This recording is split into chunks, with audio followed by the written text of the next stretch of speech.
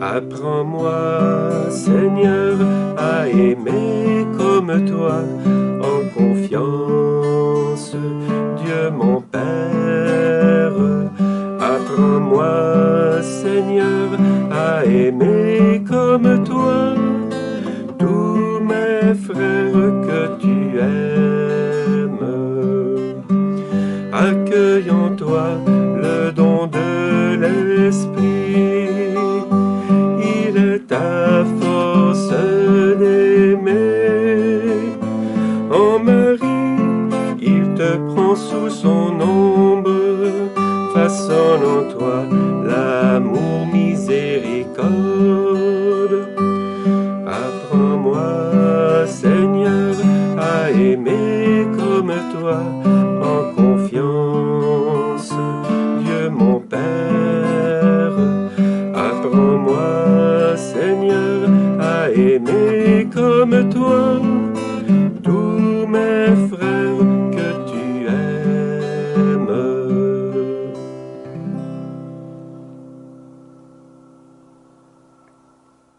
Bonjour, bienvenue. Joie de te retrouver, joie encore de partager avec toi, joie de penser à toi souvent. Tu sais, on est à une semaine du début du carême. Alors, qu'est-ce que tu penses? À quoi je pense ces jours-ci? Sinon, à notre carême. Comment nous allons vivre notre carême? Comment nous allons nous préparer? Comment est-ce qu'on va avoir une journée de ressourcement? Comment nous allons vivre chaque semaine? Est-ce qu'on pourra avoir un chemin de croix le vendredi? Tout ça tourne dans ma tête pour toi. Alors, merci de continuer de prier pour moi.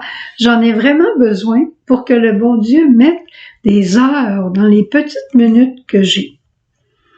Aujourd'hui, j'ai beaucoup aimé l'antienne d'ouverture de la messe. Mes pensées, dit le Seigneur, sont des pensées de paix et non de malheur.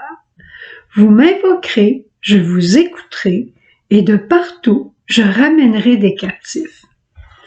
J'ai lu ça ce matin, puis j'étais dans une petite chapelle à la communauté à Bécomo. Puis là, je te raconte ce qui m'est arrivé. J'ai commencé à regarder dehors. C'était tellement beau. Un ciel bleu, mais bleu, là, bleu comme ma robe. La neige, blanche, blanche, blanche, sur les toits des garages, sur les branches des sapins. Puis à travers tout ça, il y a des bouleaux, des trembles qui sont sans rien. Et là, le Seigneur m'interpellait à la communion. J'ai dit, oh bon Dieu, explique-moi donc, c'est tellement beau, mais explique-moi ce que tu veux me dire à l'intérieur de ça.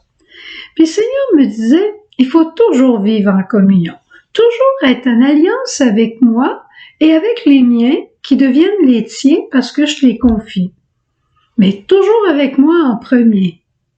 Puis là, je me suis dit, est-ce que c'est possible?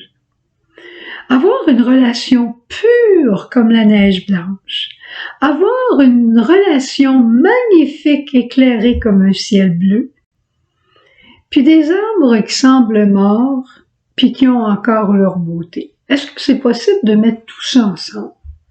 La lumière du soleil, la blancheur de la neige, le ciel bleu et silencieux. Tout concourt à rendre l'arbre agréable. Et c'est là que je veux en venir. Le ciel avec sa couleur, la neige avec sa blancheur, la luminosité avec son silence, fait que l'arbre, qui si tout était gris, serait désagréable. Mais entouré de tout cela, il est beau. Puis même, je me suis dit, à l'été, il va avoir des feuilles. Au printemps, il va être tout beau de vert pâle. J'ai dit, qu'est-ce qui me fait trouver cet arbre si beau? Et là, j'ai pensé que la lumière dans ma vie, c'était la parole de Dieu. La blancheur de la neige et son silence, c'est quand on est rassemblés en prière ensemble. Comme évidemment, nous autres à la communauté, on prie plusieurs heures par jour devant le Saint-Sacrement. On prie ensemble aussi, on prie séparément, mais on prie ensemble aussi. Le fait de prier ensemble me fait découvrir les uns les autres dans leur beauté. Pas des beautés qui me disent, pas des beautés que je perçois à premier regard, mais des beautés qui les habitent bien cachées dans le silence de leur mystère particulier. Et en plus, il y a ce bleu du ciel qui me fait penser à la Vierge Marie. Les arbres, ce sont mes frères et sœurs. Très souvent, je les vois sans feuilles, sans fruits. Mais grâce à la parole, grâce à l'Eucharistie et grâce à la Vierge Marie, je suis capable de vivre une alliance avec Dieu qui me fait vivre une alliance avec mes frères. En fait, c'est à peu près tout ce que j'ai à te raconter. Que plus je vais être en communion et en alliance avec Dieu, plus je vais être en communion avec tous mes frères. Mais j'ai besoin que la parole m'éclaire, j'ai besoin que l'Eucharistie vienne m'apaiser pour me révéler autre chose. Tu te souviens de cette dame dont je t'ai raconté l'histoire, qui a vu à travers l'Eucharistie le cœur de son frère qui venait de mourir. Et elle a vu un cœur riche en charité, en générosité. Elle ne le voyait pas avec ses yeux de chair, mais à travers l'Eucharistie, elle l'a rencontré.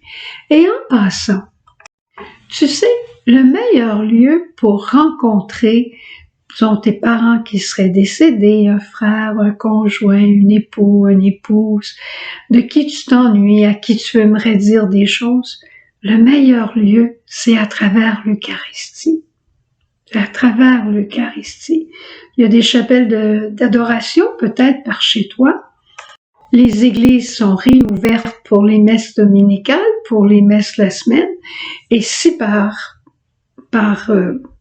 maladie ou par quelque chose qui fait que c'est impossible pour toi de sortir de chez toi, eh bien, il y a toujours la messe à la télévision, il y a toujours des temps d'adoration à l'ordinateur, sur Internet.